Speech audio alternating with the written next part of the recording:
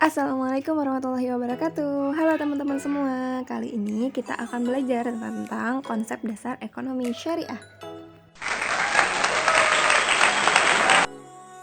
Mungkin kalian udah gak asing lagi ya sama istilah ekonomi syariah. Apa sih ekonomi syariah itu? Jadi ekonomi syariah itu sering juga disebut dengan ekonomi Islam. Jadi ekonomi syariah atau ekonomi Islam ini merupakan percabangan ilmu ekonomi yang berlandaskan dengan nilai-nilai Islam, yang bersumber dari Al-Quran, Sunnah, Ijma, dan juga Qiyas.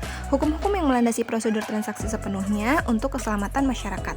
Kesejahteraan masyarakat ini tidak diukur dari aspek material saja, namun juga mempertimbangkan dampak sosial, mental, dan spiritual, serta dampaknya pada lingkungan. Nilai-nilai yang mendasari ekonomi syariah adalah ajaran tauhid. Prinsip tauhid ini mengajarkan bahwa seluruh kegiatan yang dilakukan manusia, termasuk ekonomi, hanya ditunjukkan untuk mencari keridhaan dan sesuai petunjuk Allah Subhanahu wa Ta'ala.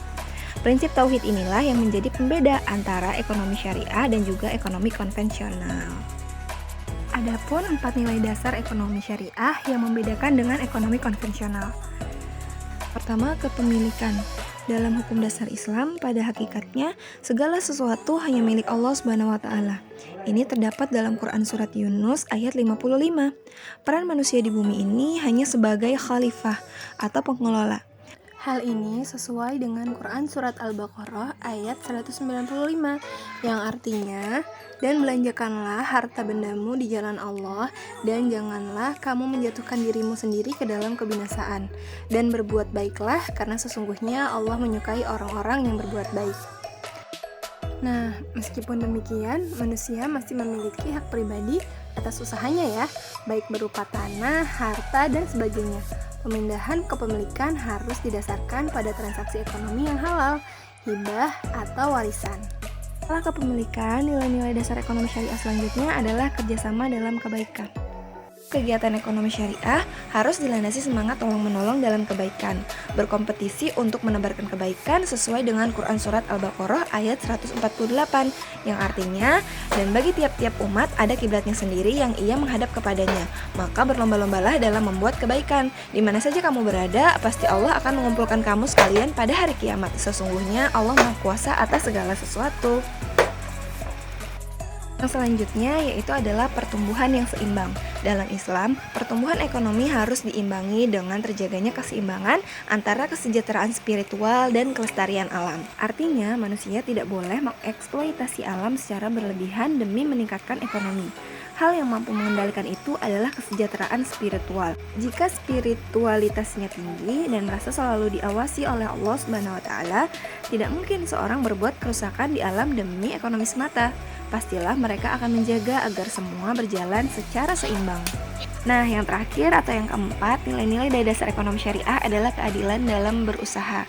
Adil menurut Islam bukan berarti sama rata, melainkan suatu keadaan di mana setiap insan manusia memiliki hak yang sama untuk mendapatkan penghargaan, barang, jasa, atau perlakuan. Prinsip keadilan ini diatur dalam Quran Surat Al-Ma'idah ayat 8. Keadilan dalam ekonomi syariah dicerminkan dengan anjuran Islam untuk seimbang dalam bekerja, berusaha, dan berdoa. Hasil yang diperoleh dari kegiatan ekonomi digunakan seperlunya saja. Sebagian bisa disedekahkan agar tercapai prinsip keadilan tersebut. Ngomong-ngomong prinsip keadilan, selanjutnya kita akan bahas tentang prinsip-prinsip ekonomi syariah. Prinsip ekonomi syariah adalah suatu kaidah pokok yang membangun struktur atau kerangka ekonomi sesuai Al-Quran dan hadis. Fungsi utama prinsip ini adalah menjadi pedoman dasar bagi setiap individu untuk berperilaku di bidang ekonomi. Prinsip ekonomi syariah dirumuskan menjadi 6 poin, yaitu sebagai berikut. Pertama, pengendalian harta individu. Kemudian yang kedua, distribusi pendapatan. Yang ketiga, optimalisasi bisnis. Yang keempat, transaksi keuangan. Yang kelima, partisipasi sosial. Dan yang terakhir atau yang keenam adalah transaksi muamalat. Untuk penugasan kali ini, kalian coba jelaskan tentang 6 poin dari prinsip dasar ekonomi dan keuangan syariah. Oke? Jadi apa yang dimaksud dengan pengendalian harta individu, kemudian apa yang dimaksud dengan distribusi pendapatan, apa yang dimaksud optimalisasi bisnis, dan seterusnya. Dikerjakan di buku latihan ya, dan dikumpulkan. Sekian video kali ini, semoga bermanfaat Wassalamualaikum warahmatullahi wabarakatuh.